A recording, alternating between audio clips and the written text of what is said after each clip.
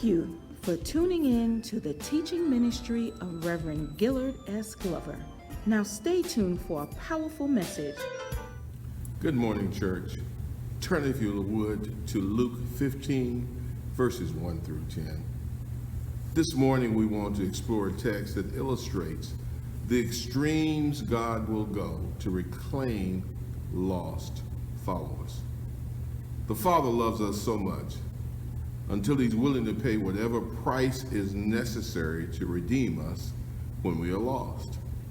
Sometimes religious persons, like the Pharisees in this text, are willing to pay whatever price necessary to claim lost possessions, but unwilling to pay the price necessary to reclaim lost persons. The Pharisees and the religious scholars of Jesus' day, like some holier-than-thou church persons of the day, were unwilling to risk their community standing as righteous persons by doing what was necessary to bring Israel's outcast into God's community. They were willing to risk losing a flock of 100 sheep in order to reclaim one lost sheep, but they were unwilling to go after persons who were lost. They were willing to turn their houses upside down in order to find a lost coin, but they would not search for persons who were lost. They were willing to do whatever was necessary to claim lost possessions, but they were unwilling to exert themselves to reclaim lost persons. The unwillingness of the religious persons to do what's necessary to reclaim lost persons is in stark contrast to the willingness of the Father to do whatever is necessary to restore lost persons to his family. Let's look at Luke 15, 1 through 10, to see the extremes to which the Father is willing to go in order to reclaim lost persons. First of all, the Father is willing to sit with us. Secondly, the Father is willing to search for us. And then finally, the Father is willing to sacrifice for us. For a few minutes, I want to look at this text, which lets us know the extremes to which the Father goes to find lost followers. The Father is willing to sit with us. He's willing to sit with us. Luke begins chapter 15 of this text by painting a picture of the Master mingling with the marginalized masses of his day. Among the outcasts sitting with Jesus were Jewish people who collected taxes for the Roman oppressors. These tax collectors were excluded from the fellowship of the Jewish community because of their profession. Jesus sat with them and instructed them. Among the marginalized masses were women who were precluded from participating in religious instruction simply because of their gender. Jesus sat with them and instructed them. Among the marginalized masses were persons of doubtful reputation with questionable histories who were excluded from the fellowship of the Jewish community. Jesus sat with them and instructed them. Among the marginalized masses were the crippled and the blind and the lame who were excluded from the fellowship of the Jewish community because of their disabilities. Jesus sat with them and instructed them. Who knows, maybe some of us might have been included in those marginal masses because of what we did, or what we used to do, or simply because of who we were, or because of the way we were born. The good news is that regardless of the labels imposed upon us by society, Jesus is willing to sit with us. Jesus is willing to instruct us on what is necessary to be a part of the kingdom of God. Never underestimate the value of the Father's willingness to sit with us. Now, if you've ever been isolated because of what you did, you know how powerful it is for someone just to sit with you. If you've ever been ostracized because of who you were, you know how powerful it is for someone just to sit with you. If you've ever been ignored because of a disability or dysfunction or defect, then you know how powerful it is for someone just to sit with you.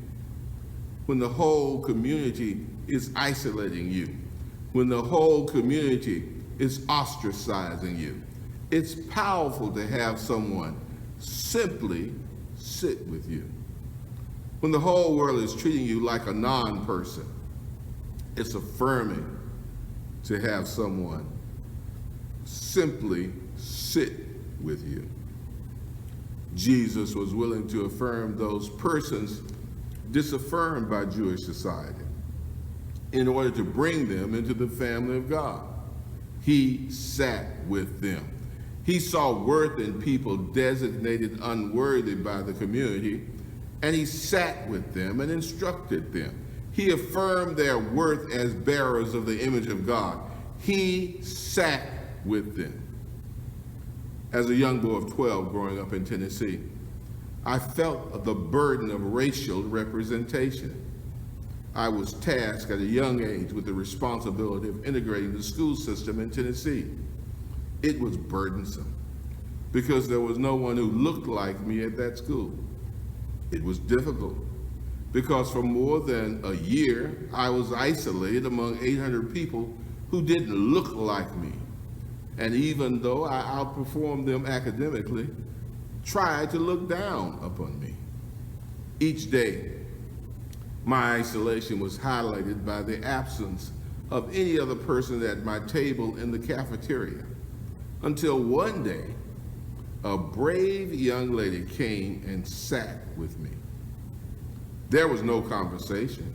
She just sat with me. There was no overt gestures of friendship. She just sat with me. There was no proclamation about the symbolism of the event. She just sat with me. And because she was willing to sit with me, others came over and sat at my table. Never again in that cafeteria did I feel the sting of ostracism of otherness, all because someone was willing to sit with me. That's how the Father shows his love for those of us who are ostracized and isolated and labeled as unwanted and different, and the other. He simply sits with us. He steps into our existential situation of isolation, pulls up a chair at our table in the cafeteria of ostracism, and just sits there and lets us know that we are valuable and that we can be included in the family of God. He accompanies us in isolation and ostracism. That's why we sing, he walks with me and he talks with me and he tells me I am his own. And the joy we share as we tarry there, none other has ever known. But that's not the only way the Father shows his love for us. The Father is willing to search for us. It's the Father's desire that all of his children experience the benefit of his community. He's just not content with the 99 who walk lockstep with the flock. He's also concerned about the wayward ones who get lost. You see, it's easy to get lost today. It's easy today to become dislodged from your supportive community and not be able to find your way back. Sometimes we get so caught up in a quest for material prosperity until we get dislodged from our community. We find ourselves wandering around in a corporate maze where nobody looks like you or cares about you. You are just an income-producing cog in a great corporate machine. And as long as you produce what's expected from you, you're rewarded. But the moment you are unable to produce at the desired level, you are discarded. The sad part is that generally entering the corporate maze requires you to disassociate from your supportive community and ultimately leads you into the no man's land where you're neither fish nor fowl, neither black nor white. Thousands of our young people now dwell in that no man's land, no longer valued to the corporate community and unable to re-enter the community that previously provided them support. They are lost unless someone is willing to go after them, put them on their shoulders, and bring them back to the place where they are valued and loved. Not for what they can produce, but simply because of who they are. That's what the Father does for the young corporate exec who's been discarded by corporate America. He goes after him and brings him back into a supportive community. That's what the Father does for the young drug addict who's tried to escape into a world of cocaine and heroin. He goes after him and brings him back into a supportive community. That's what the Father does for the young man or the young woman seeking love in all the wrong places. He goes after them and brings them back into a supportive community. That's what the Father does for the senior citizen who now feels worthless and abandoned by children for whom they sacrificed all of their lives. The Father goes after them and brings them back into a supportive community. When we're down, the Father searches for us. When we're lost, the Father searches for us. When we don't know who we are, the Father searches for us. When we don't know what we are, the Father still searches for us. And if we allow him, he will put us back into a supportive community. The Father is willing to search for us. He knows the isolation you have experienced. He knows the ridicule you have endured. He knows the ostracism you feel when you come back to your own. But he looks beyond the isolation. He looks beyond the ridicule. He looks beyond the ostracism you've experienced when you return to your own community. He knows your need to belong and be supported. And so he puts you on his shoulder, so to speak, and carries you back to the flock of fellowship. He looked beyond my faults and saw my need. That's the testimony that all of us should have. Finally, the Father is willing to sacrifice for us. The Father sent his Son to sit with us. The Father sent his Son to search for us. But not only did he sit with us and search for us, he allowed his Son to be a sacrifice for us. Jesus made a great sacrifice for us. He gave up his throne so he could sit with us. He gave up his crown so he could sit with us. He gave up his position so he could sit with us. The Father allowed his Son to make a great sacrifice for us. When he arrived, he looked for us. When he arrived, he lobbied for us. When he arrived, he lingered among those who were lost, but we rejected him. We revived him. We riveted him to an old rugged cross. On that cross, he shed his blood for us. On that cross, he endured excruciating pain for us. On that cross, he paid the price of restoration for us. And then he died. The Father allowed him to make a great sacrifice for us. He died on Friday. He preached in hell on Saturday, but early Sunday morning, God said, "You have sacrificed enough.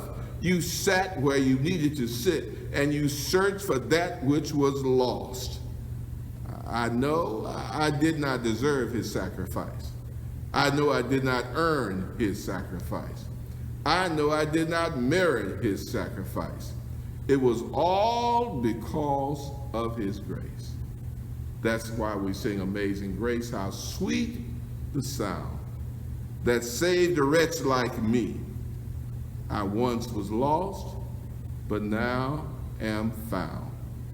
Was blind, but now I see. Amen.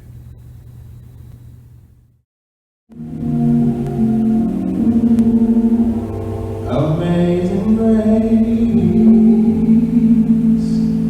shall always be my song of praise, for it was grace that brought my liberty.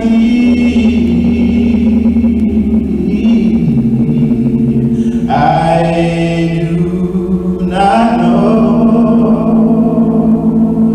just why he came to love me so. He looked beyond my faults and saw my needs. Amazing grace shall always be my song of praise, for it was grace that brought my liberty. I do not know just why he came to love me so. He looked beyond my faults and saw my needs, and I shall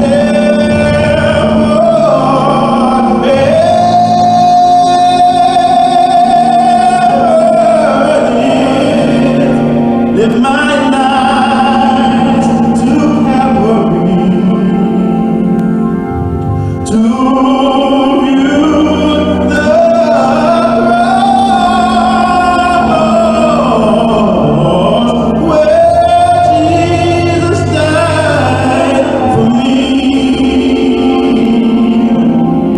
How marvelous